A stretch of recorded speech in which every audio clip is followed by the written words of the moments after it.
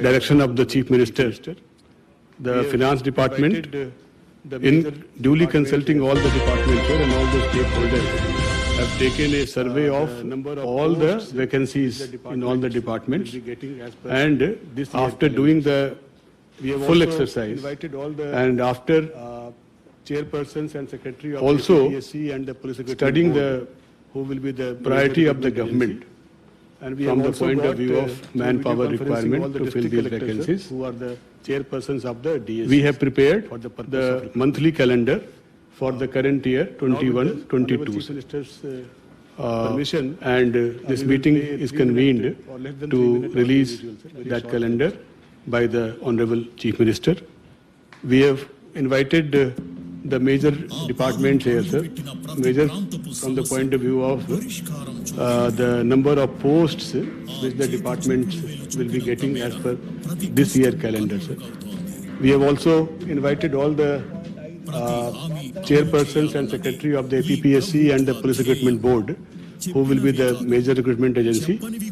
And we have also got through video conferencing all the district collectors, sir, who are the chairpersons of the DSCs for the purpose of recruitment.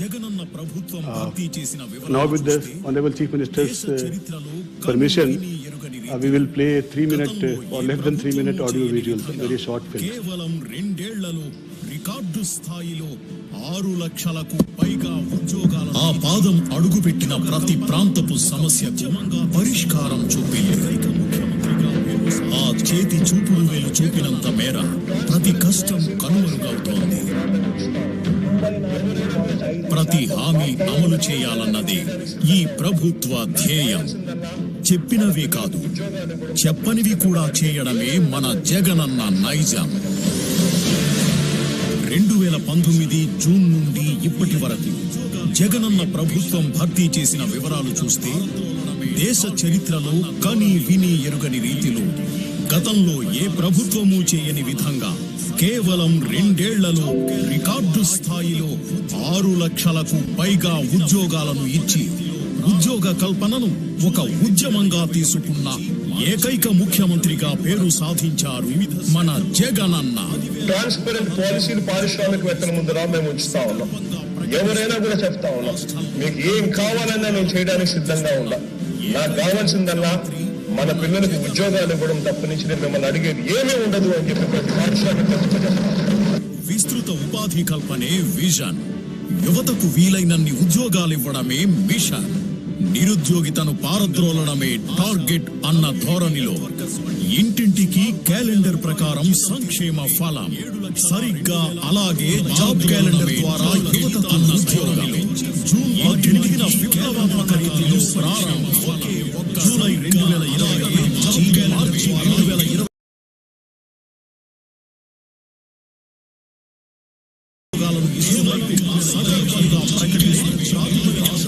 ప్రభుత్వ ఉద్యోగాల విప్లవం తీసుకున్న ఏకైక ముఖ్యమంత్రి మన జగనన్న. విప్లవాత్మక ఉద్యోగ విధానానికి నాంది. పారిశ్రామికంగా ఊతమిచ్చే పారదర్శక విధానాలను రూపొందించాలని గుర్తించి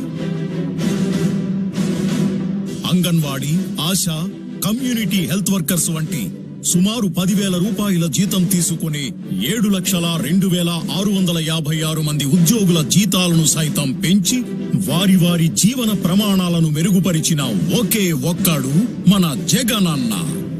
అవినీతి, ఆశ్రిత పక్షపాతం, లంచాలకు తావు లేకుండా పారదర్శకంగా కేవలం రాత పరీక్షల్లో మెరిట్ ప్రాతిపదికన ఉద్యోగాల భర్తీ, పరీక్షల నిర్వహణలో ప్రఖ్యాత ఐఐటి, ఐఐఎంల సహకారంతో ఒక విప్లవాత్మక ఉద్యోగ విధానానికి నాంది.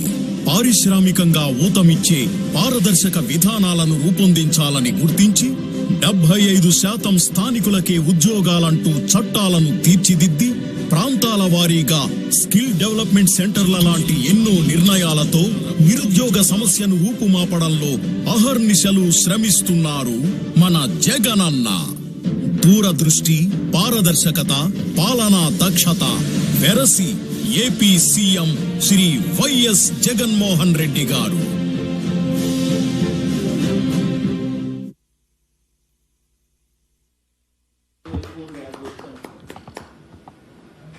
to add them should know 756, sir. Yes, sir. The 7 lakh is the figure for the... Yes, sir. Sir. Thank you, sir. Now I will request the Honorable Chief Minister to kindly deliver his message for all of us. ఈరోజు జరగబోయే ఈ కార్యక్రమం దేవుని దయతో మరో మంచి కార్యక్రమానికి ఈరోజు శ్రీకారం చుడతా ఉన్నాం. రాష్ట్ర వ్యాప్తంగా చదువుకున్న పిల్లలు ఎంతో ఆతృతతో ఎదురు చూస్తూ ఉంటారు. ప్రభుత్వం తరపు నుంచి నోటిఫికేషన్ వస్తుందని, కోచింగ్ తీసుకునేటప్పుడు ఎంత వ్యవధి కోచింగ్ కోసం పెట్టాలి, ఎందుకంటే కోచింగ్ మన గ్రామాలలో ఉండదు. కోచింగ్ తీసుకోవాలంటే ఎక్కడికో వెళ్ళి జిల్లా హెడ్ క్వార్టర్స్లోనూ, కార్పొరేషన్ హెడ్ క్వార్టర్స్లోనూ, సిటీలలోకి వెళ్ళి తీసుకోవాల్సిన అవసరం. అక్కడ మన ఇల్లు ఉండదు, ఇల్లు బాడెక్కి తీసుకుని అక్కడ నెలల తరబడి కోచింగ్ తీసుకుంటూ ఉండాలి. ఆ కోచింగ్ తీసుకున్న తర్వాత ఉద్యోగాలు నోటిఫికేషన్ ఎప్పుడు ఇస్తారో కూడా తెలియని పరిస్థితుల్లో ఆ కోచింగ్ జరుగుతూనే ఉంటే ఆ పిల్లలకు మనోధైర్యం కూడా కోల్పోయే పరిస్థితి వస్తుంది. ఆ పరిస్థితులన్నీ కూడా మార్చి ఈరోజు వచ్చే 9 నెలల కాలంలో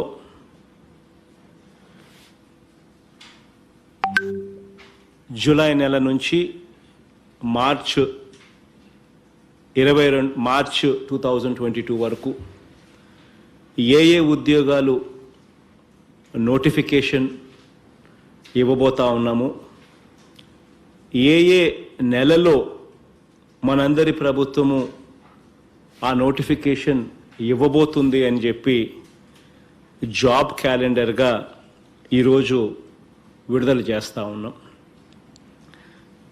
ఈ వచ్చే 9 నెలల కాలంలో ఈ ఆర్థిక సంవత్సరంలోనే ఏకంగా 10,143 ఉద్యోగాలు భర్తీ చేయబోతా ఉన్నాం. ఈ ఉద్యోగాలు ఏమిటి, ఏ నెలలో నోటిఫికేషన్ ఇస్తా ఉన్నాము, ఇటువంటి వివరాలన్నీ కూడా ఈరోజు అన్ని దినపత్రికల్లో కూడా మొదటి పేజీలో అడ్వర్టైజ్మెంట్ ఇచ్చి ఆ ప్రకటన ద్వారా ప్రతి ఒక్కరికి కూడా తెలియజేసే కార్యక్రమం కూడా చేయడం జరిగింది. ఈ క్యాలెండర్ అన్నది ఎందుకింత ఇంపార్టెంట్ ఆస్పెక్టు, ఎందుకింత అవసరము అని అంటే, ఈ క్యాలెండర్ చదువులు పూర్తి చేసుకున్న చెల్లెమ్మలకు, తమ్ముళ్లకు ఈ క్యాలెండర్ వాళ్ళ కోసం తీసుకొస్తా ఉన్నాం. ఈ క్యాలెండర్ ఏ ఉద్యోగ నోటిఫికేషన్ ఎప్పుడు వస్తుందో, ఏ నెలలో వస్తుందో అని స్పష్టంగా తెలియచెప్పడం కోసం, క్రిస్టల్ క్లియర్గా చెప్పడం కోసం ఈ క్యాలెండర్ను తీసుకొస్తా ఉన్నాం. ఈ క్యాలెండర్ ద్వారా, ఈ క్యాలెండర్లో బ్యాక్లాగ్ పోస్టుల భర్తీ ఇంతవరకు చేయకుండా వదిలేసిన గత ప్రభుత్వ విధానాలకు భిన్నంగా సామాజిక న్యాయం చేసేందుకు తీసుకొస్తా ఉన్నాం. అది ఎప్పుడు జరుగుతుందో, ఏ నెలలో జరుగుతుందో కూడా చెప్పే కార్యక్రమం ఈ క్యాలెండర్ ద్వారా చేస్తున్నాం. ఈ క్యాలెండర్ అవినీతికి, పక్షపాతానికి, వివక్షకు, లంచాలకు తావు లేకుండా అత్యంత ట్రాన్స్పరెంట్గా, అత్యంత పారదర్శకంగా, ఎలాంటి దళారులు, ఎలాంటి పైరవీలకు, ఎలాంటి రికమెండేషన్లకు కూడా తావు లేకుండా రాత పరీక్షలో ఓన్లీ త్రూ రిటన్ ఎగ్జామ్, రాత పరీక్షలో మెరిట్ ప్రాతిపదికన ఇంటర్వ్యూస్ విధానానికి పూర్తిగా స్వస్తి చెబుతూ మన ప్రభుత్వం ఉద్యోగాలు ఇస్తోంది అని చెప్పటానికి ఈరోజు ఈ క్యాలెండర్ ద్వారా చెప్పడానికి ప్రయత్నం చేస్తా ఉన్నాం.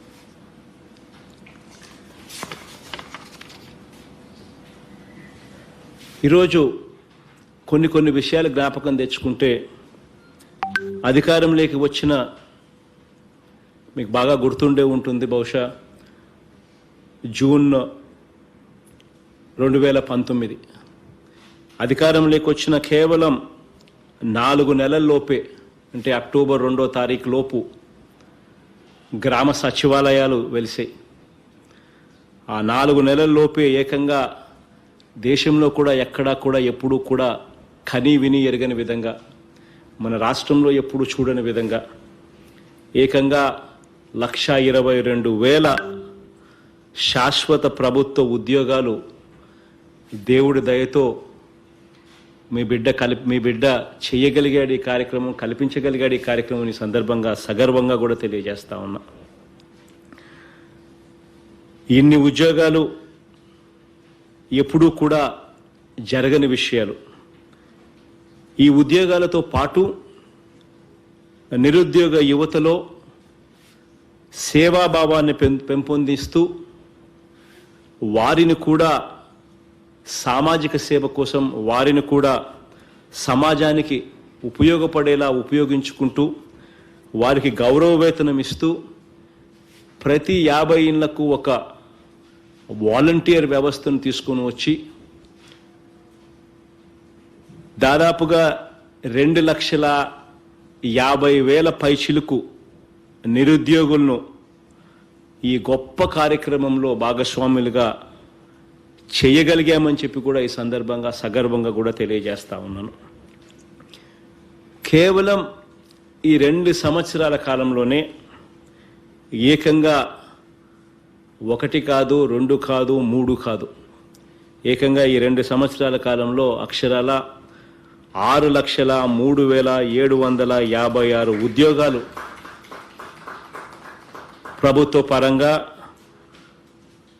భర్తీ చేయగలిగాము అని చెప్పి సందర్భంగా సగర్వంగా కూడా తెలియజేస్తా ఉన్నాను. ఇందులో ఈ 6,03,756 ఉద్యోగాలలో ప్రభుత్వం తరపున భర్తీ చేసిన ఈ ఉద్యోగాలలో ఇందులో 1,84,264 ఉద్యోగాలు శాశ్వత ప్రాతిపాదిక, శాశ్వతంగా గవర్నమెంట్ ఉద్యోగాలు ఇవ్వగలిగామని చెప్పి కూడా సగర్వంగా తెలియజేస్తా ఉన్నాం. 3,99,791 ఉద్యోగాలు అవుట్సోర్సింగ్ ఉద్యోగాలు, మరో 19,701 ఉద్యోగం కాంట్రాక్ట్ ఉద్యోగాలు, అన్నీ కలిపి 6,03,756 ఉద్యోగాలని చెప్పి సగర్వంగా తెలియజేస్తా ఉన్నా. వీరితో పాటు వీళ్ళనే కాకుండా చాలని జీతాలతో బతుకుబండి ఈడుస్తా ఉన్న 7,02,656 మందికి లబ్ధి చేకూర్చేలా వాళ్ళందరి వేతనాలు కూడా పెంచడం జరిగింది. ఎన్నికలకు 3 నెలల ముందు వరకు గత ప్రభుత్వ హయాంలో ఆ 5 సంవత్సరాల కాలంలో ఆ ఉద్యోగస్తులందరూ కూడా, ఆ 7,02,656 మంది ఉద్యోగస్తులందరూ కూడా ఆ గత ప్రభుత్వ హయాంలో ఎన్నికలకు 3 నెలల ముందు వరకు కూడా వాళ్ళు ఎలా బతికారు, వాళ్ళు ఎంత జీతాలు ఇచ్చేవారు అన్నది ఒక్కసారి జ్ఞాపకం చేసుకోమని అడుగుతా ఉన్నా. ఈ 2 సంవత్సరాల కాలంలో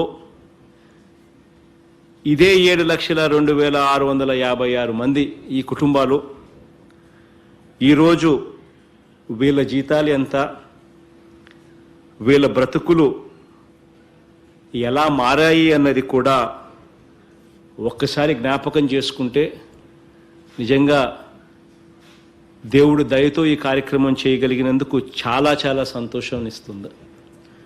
ఈరోజు పత్రికా ప్రకటనలోనే ఇంతకుముందు వాళ్ళ జీతాలు ఏ స్థాయిలో ఉండేటివి ఎన్నికలకు 3 నెలల ముందు వరకు, ఈరోజు మన ప్రభుత్వం వచ్చిన తర్వాత ఆ జీతాలను ఏ స్థాయికి పెంచి ఈ 2 సంవత్సరాలలో మనం ఇస్తా ఉన్నాము అని చెప్పి ఈరోజు పత్రికా ప్రకటన ద్వారా అందరికీ కూడా తెలియజేస్తూ ఈరోజు ప్రకటన కూడా ఇవ్వడం జరిగింది.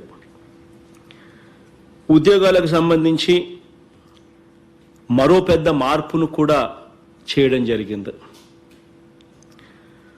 అదేమిటి అంటే అవుట్సోర్సింగ్ ఉద్యోగాల నియామకంలో గతంలో 12,000 గవర్నమెంట్ తరపు నుంచి అవుట్సోర్సింగ్ విధానంలో కాంట్రాక్ట్కి ఇస్తే తీరా ఎంప్లాయీకి వచ్చేసరికి ఉద్యోగస్తుడికి వచ్చేసరికి అది 7-8 వేలకు పడిపోయిన పరిస్థితులు కనిపించేటివి.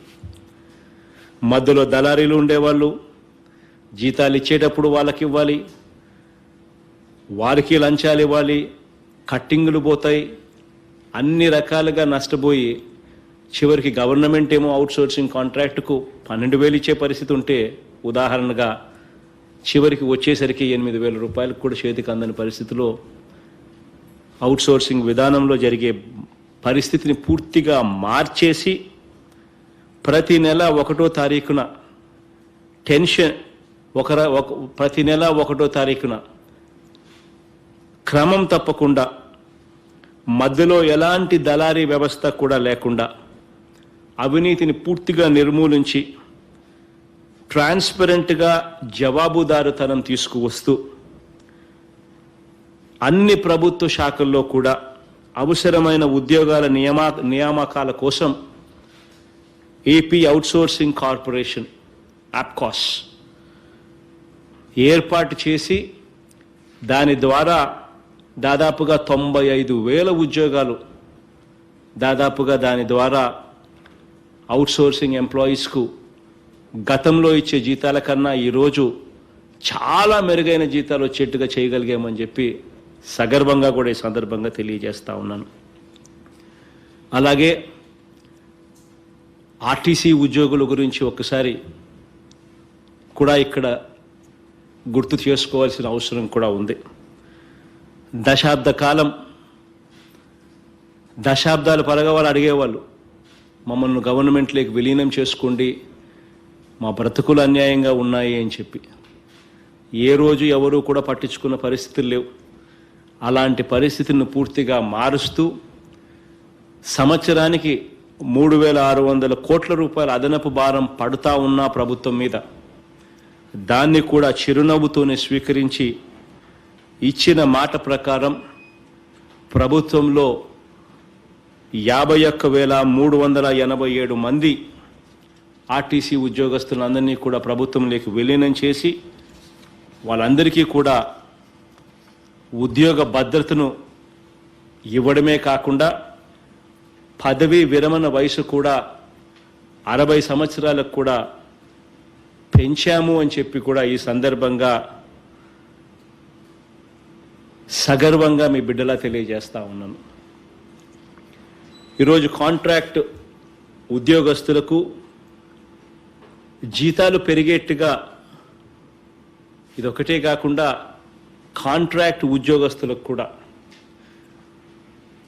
ఇంతకుముందు 5 సంవత్సరాల కాలంలో వాళ్ళ జీతాలు ఎంత, ఈరోజు వాళ్ళ జీతాలు ఎలా ఉన్నాయని చెప్పి కూడా ఒక్కసారి జ్ఞాపకం చేసుకోగలిగితే ఈ 2 సంవత్సరాలలో సగర్వంగా ఇంకొక మాట కూడా చెప్పగలుగుతాను.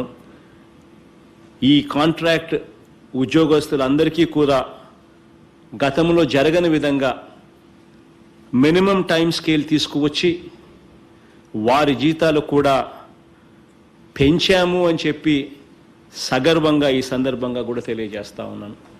ఈ మినిమం టైం స్కేల్ అన్నది మన ప్రభుత్వం వచ్చిన తర్వాత మనం అమలు చేశాము అని చెప్పి కూడా సగర్వంగా తెలియజేస్తా ఉన్నాను. గతంలో 5 సంవత్సరాల పరిపాలన జరిగినప్పుడు ఏ ఒక్కరూ కూడా మినిమం టైం స్కేల్ అమలు చేయాలి అని చెప్పి తపన పడిన పరిస్థితులు ఎప్పుడూ కూడా లేవు.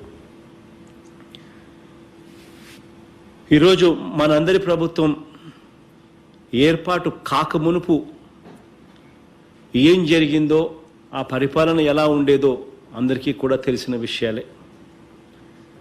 అప్పట్లో ఏపీపీఎస్సీలో ఉద్యోగ నియామకాలు ఎప్పుడు నోటిఫికేషన్ వస్తుందో ప్రతిరోజు కూడా ఎదురుచూపులే ఉండేటివి.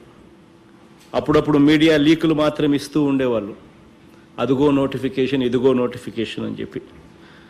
ఆ నోటిఫికేషన్ ఎప్పుడు వస్తుందో అని చెప్పి కళ్ళు కాయలు కాసేలా నిరుద్యోగులందరూ కూడా ఎదురు చూసేవాళ్ళు. నోటిఫికేషన్ వస్తున్నప్పుడు వస్తుందేమో, ఉద్యోగాలు రాకుండా పోతాయేమో, దానికోసం చదవాలి కదా అని చెప్పి ఏకంగా పట్టణాలకు వెళ్ళి నెలలు సంవత్సరాలు కాదు, నెలలు కూడా కాదు, సంవత్సరాలు అక్కడే అద్దెలు కడుతూ కోచింగ్ సెంటర్లలో కోచింగ్ తీసుకుంటూ చివరికి నోటిఫికేషన్ రాని పరిస్థితులు మన కళ్ళ ఎదుటనే కూడా కనిపించేటివి.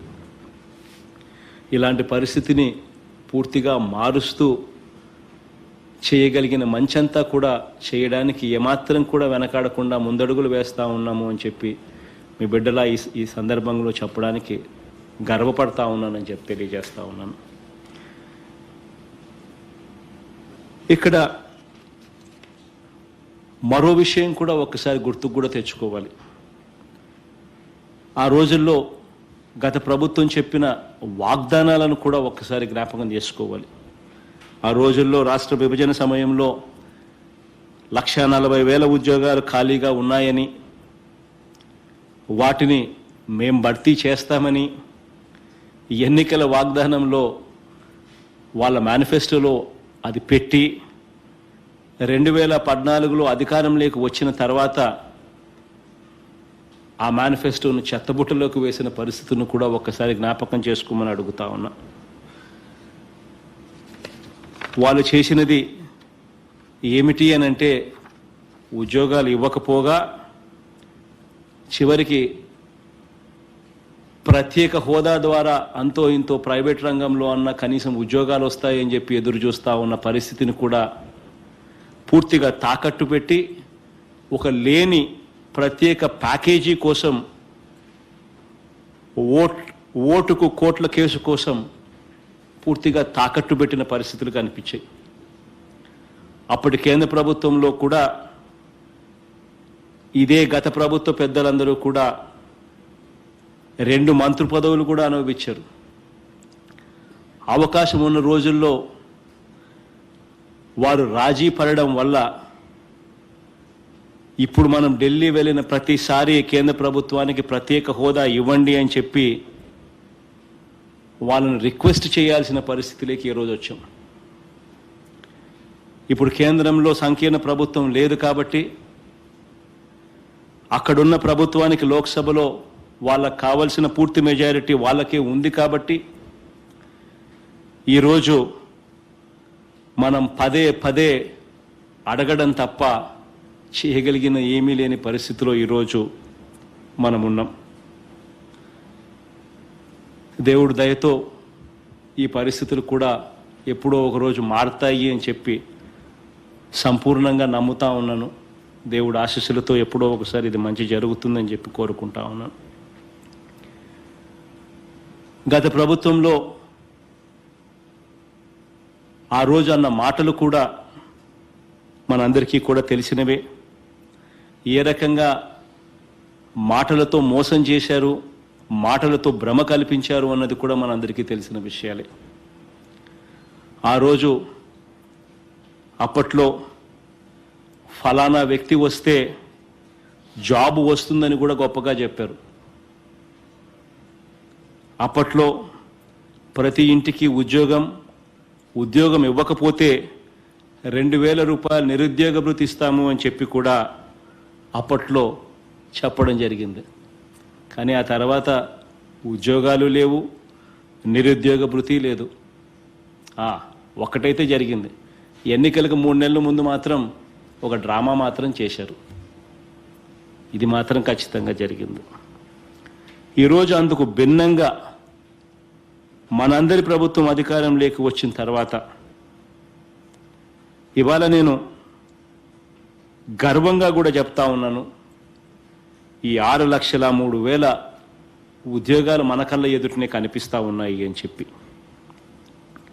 అప్పట్లో ఇస్తామన్న 1,40,000 ఉద్యోగాలు, ఖాళీగా ఉన్న 1,40,000 ఇస్తామని చెప్పి మేనిఫెస్టోలో పెట్టి ఎగరగొట్టిన పరిస్థితుల నుంచి ఇవ్వకపోగా ఈరోజు కోవిడ్ పరిస్థితిలో ఉన్నా కూడా, ఈరోజు రాష్ట్రానికి రెవెన్యూ రావాల్సిన ఆదాయం తగ్గినా కూడా,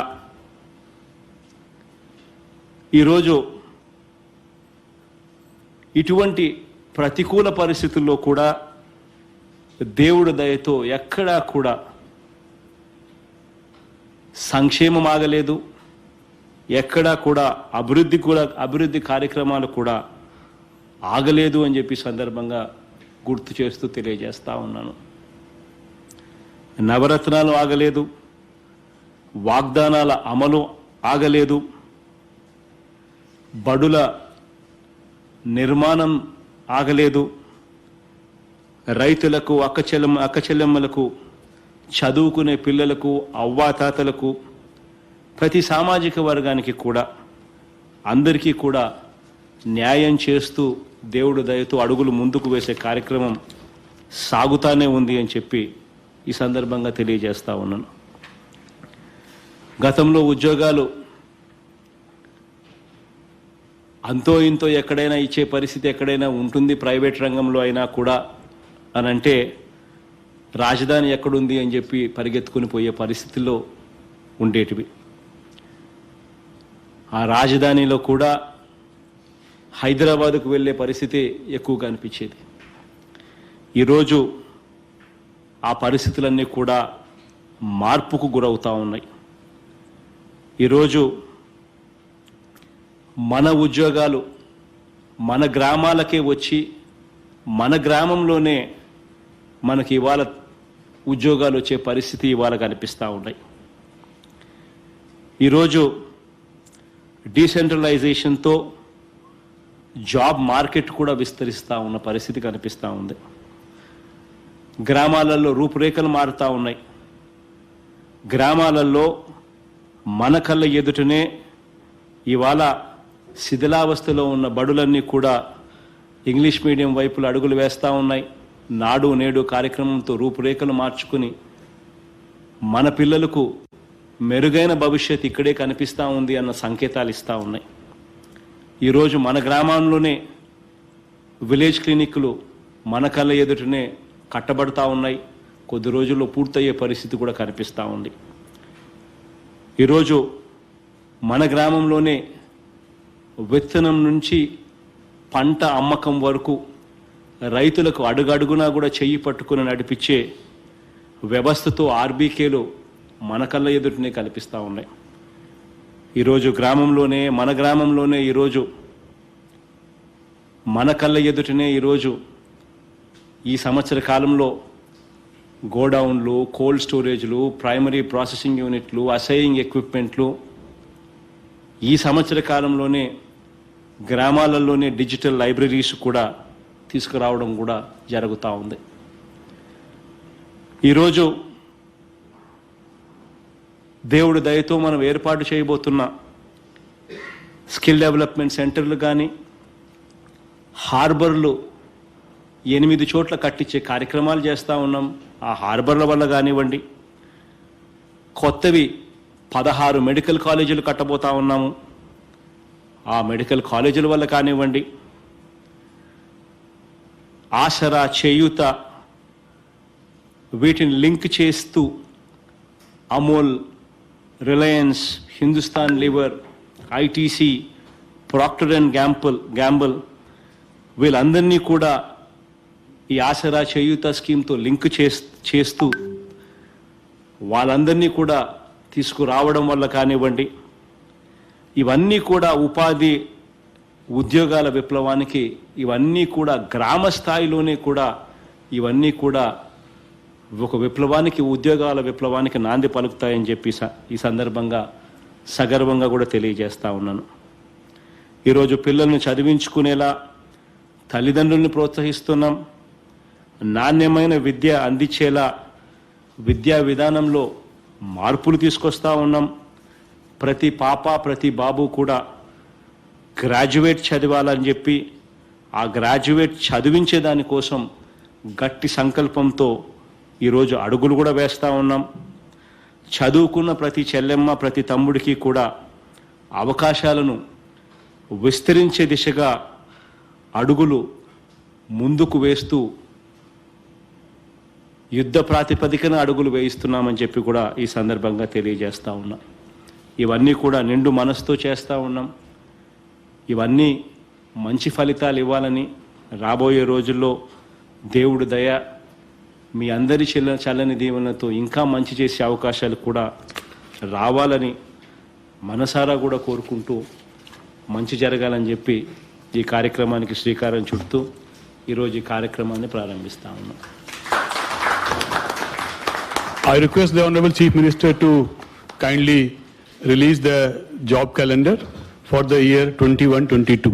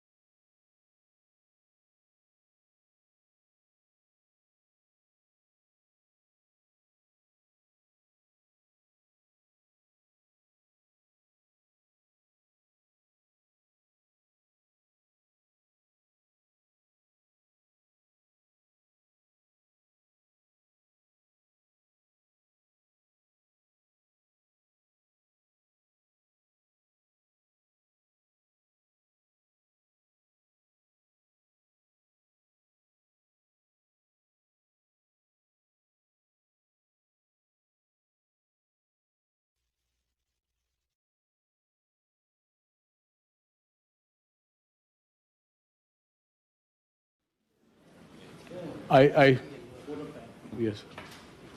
I thank the Honorable Chief Minister for releasing the job calendar, which is nothing less than a gift for 6,03,000 people already and 10,000 more people for people from our state in the coming 1 year, sir. I thank all the officers, advisors and the ministers who have come here as a part of this function. And I also thank all the district collectors who have taken part in this program on the video conference. Thank you all, sir. ఈ క్రెడిట్లో కలెక్టర్లందరికీ కూడా భాగస్వామ్యం ఉంది.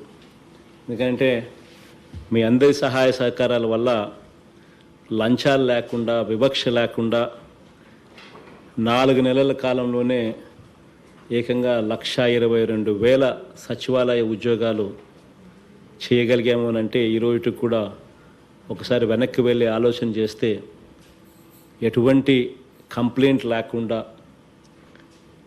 ఇన్ని లక్షల మందితో దాదాపుగా 10 లక్షల మంది పైచులకు ఉద్యోగాలకు రాసి ఒకసారి ఆలోచన చేస్తేనే ఒకసారి అన్బిలీవబుల్గా కనిపిస్తుంది. So my profound thanks to all the collectors also and all the government officials. Without మీ అందరి సహకారం లేకపోయినంటే ఇది ఎప్పటికీ కూడా జరిగి ఉండేది కాదు. My profound